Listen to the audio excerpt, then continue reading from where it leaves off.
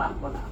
এই যে আমাদের চৌকস স্বরাষ্ট্রমন্ত্রী, যিনি বর্তমান সাংবিধানিক বিশেষজ্ঞ, উনি বলেছেন যে সংবিধানে নাই, সংবিধানে নাই।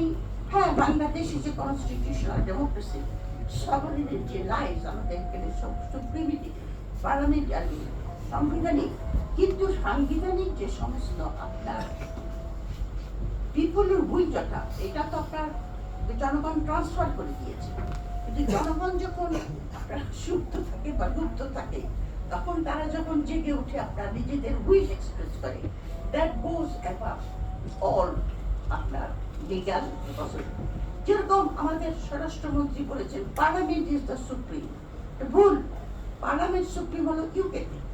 ইউকেতে হলো পার্লামেন্টের কনস্টিটিউশন আগে হয়েছে, সেই পার্লামেন্ট আপনার ব্রেক্সিটের গণভোট মেনে নিয়েছে, যেটা সুপ্রিম বডি তাদের। কারণ ওইখানে কনস্টিটিউশন পরে হয়েছে, রিটেন দাতা কোনো না, এটা পার্লামেন্ট হলো সুপ্রিম, সেখানেও তারা গণভোটকে মেনে নিয়েছে। আর আমাদের স্বরাষ্ট্রমন্ত্রী এক্সপার্ট, উনি আমাদেরকে বোঝাচ্ছেন যে পার্লামেন্ট হলো সবচেয়ে সুপ্রিম। আর একটা কথা তো উনি ভুল বলেন, একটা কথাই তো আছে আপনার কনস্টিটিউশনাল স্পিরিট। কনস্টিটিউশনাল স্পিরিটটা কি? সেটা হলো ডেমোক্রেসি, আমাদের কনস্টিটিউশন। সেই স্পিরিটকে ভায়োলেট করা মানে আপনার কনস্টিটিউশনকে ভায়োলেট করছে। তো ওই যে চিটিং বলেছেন না আপনি, চিটিং। আচ্ছা, তারপরে হলো আপনার আসবো নারীর ক্ষমতায়ন। এটা তো আপনাকে আমি ব্লেম করবো, আপনি এটা নিয়ে কিন্তু কাজ করেন না, বেশি করেন না, এটা ঠিক। দেখেন